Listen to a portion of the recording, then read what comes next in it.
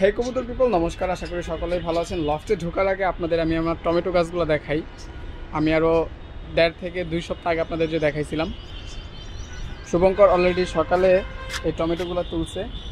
এগুলো হচ্ছে এই গাছের। হ্যাঁ, আমি চাইছিলাম যে একসাথে ভিডিওতে করে তুলবো, বাট ও আগেই তুলে ফেলছে। কারণ হচ্ছে যে এইখানে টমেটোগুলো পাকার পরবর্তীতে কিছুটা পচে যায়। হ্যাঁ, মানে পচাই স্টার্ট হয়। তো ওই কারণে এই যে এটাও এই অবস্থা হইতো, তো ওই কারণেও আগে থেকেই তুলে ফেলছে।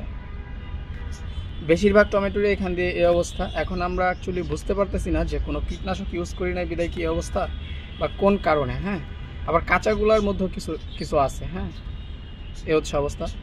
ওয়ান কাইন্ড অফ বলা চলে প্রত্যেকটার মধ্যেই স্টার্ট হয়ে যেত।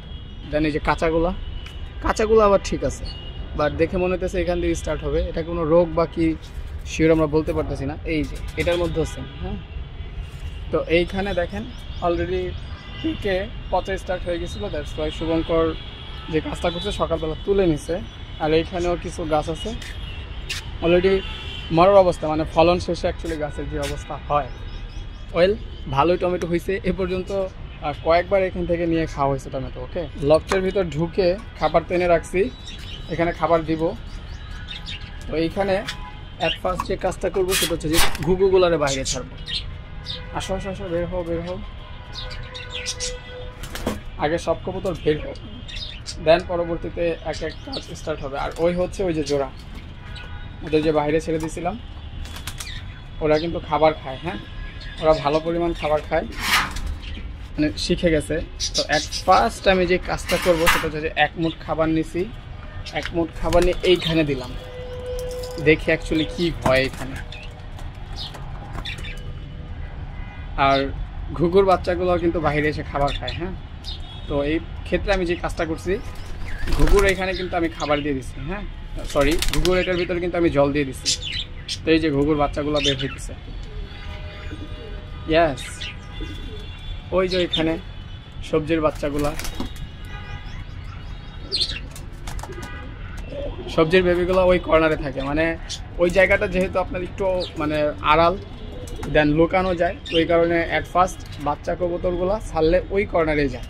যেমন এই যে ওদের বড় ভাই, ওই কিন্তু ওই কর্নারে থাকতো ছোট থাকাকালীন সময়ে। তো ঘুঘুর বেবি একটা বের হয়ে গেছে। বের হোক না হোক ওইটা ম্যাটার না, ম্যাটার হচ্ছে যে খাবে। এই যে বাচ্চা একটা চলে আসছে, এটা মেবি মেল হতে পারে, ছেলে হওয়ার চান্সই বেশি। আর ওই যে পিছনে ওইটা হচ্ছে মেয়ে। কবুতরের ডানার পাখাগুলো ফুলফিল গজায় গেলে আমি এই ডামটা এখান থেকে সরাই দিতে পারতাম। এই ডামটা সরাইতে পারতেছি না একটা কারণে, এই ডামটা সরাই ফেললে কবুতরগুলো এই যে উঠতে কষ্ট হয়, সেক্ষেত্রে ওরা উঠতে পারবে না। এই হচ্ছে একটা কারণ, আদারওয়াইজ আরও বহুত আগে সরিয়ে দিতাম। এইগুলো ওরা ভালো পরিমাণ ইউজ করে। এই যে এই মাদিটার উঠতে কষ্ট হয়, ওই কারণে রাখা। ওয়েল, তো এখন একটা কাজ করবো, সেটা হচ্ছে যে আগে খাবার দিয়ে দিই। আসো আসো আসো আসো আসো, সবাই আসো আসো। ওই যে বাচ্চাগুলো,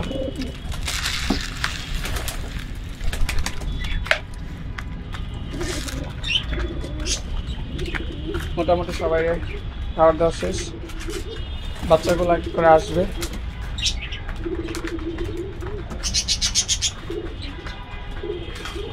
ভিতরে যে ঘুঘুর বেবিটা আছে, এই বেবিটার কিন্তু পায়ে টয়লেট লেগে গেছিলো। হ্যাঁ, আমি তো সাফ করে দিয়েছি, আমি শেয়ারও করছি। জলের মধ্যে জাস্ট 5 থেকে 7 মিনিটের মতো ভিজে রাখছিলাম, তাহলে আলতো করে খুলে দিছি। তো ও একটু দুর্বল থাকে, মানে একটু নাড়াচাড়া কম করে, রুমের ভিতরে থাকতে বেশি পছন্দ করে, বাট বের হয়। আর সিনিয়র কবুতর এগুলোর পিছনে দৌড়াদৌড়ি করে, মানে ওদের ডিস্টার্ব করে। হ্যাঁ, তো এই যে ওরই বাবা, 2 বাচ্চা মিলে মারামারি করতেছে। ঘুঘুর বাচ্চা সবজির বাচ্চারা মারতেছে যে আমার এরিয়া, এটা আমার রুম, আমার সামনে থেকে সে খাবে না। এইখানে ভিতরে হচ্ছে কিছু খাবার দিয়ে দিব। হ্যাঁ, ভিতরে হচ্ছে এখানে খাবার দিয়ে দিলাম, যেহেতু বাচ্চা এইগুলা বের হবে হবে না কোনো সিউরিটি নেই, ওই কারণে খাবার দিয়ে দিলাম। আর ওই যে যেটা বলতেছিলাম যে বাচ্চাগুলো এই কর্নারে থাকতে বেশি পছন্দ করে, দেখছেন এই যে, এই বের হো বের হো বের হো।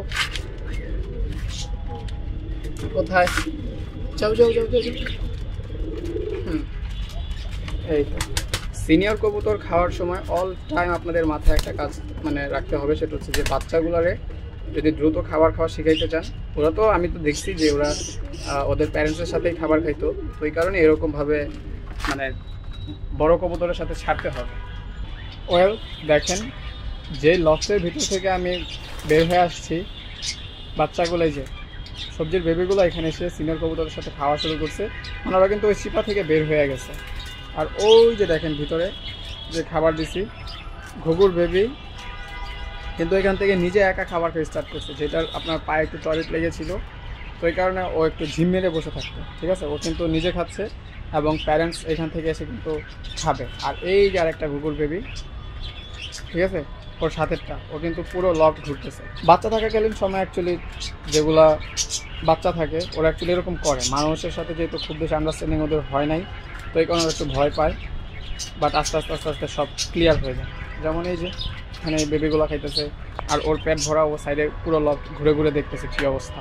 আর ওই যে ওইখানে টবের মধ্যে যে মাটি দিছি, কবুতর কিন্তু মনের ইচ্ছা মতো এখান থেকে খায়, যার যার মন চায়। তো আপনারা এইভাবে বাচ্চা কবুতরগুলোরে খাবার খাওয়া শিখাইতে পারেন। একটা সাইজে চলে আসলে যখন দেখবেন যে বাবা মার সাথে ওরা খুব থেকে খাবার খাওয়া স্টার্ট করছে, তাহলে হোপফুলি বাচ্চার আর কোনো প্রবলেম হবে না।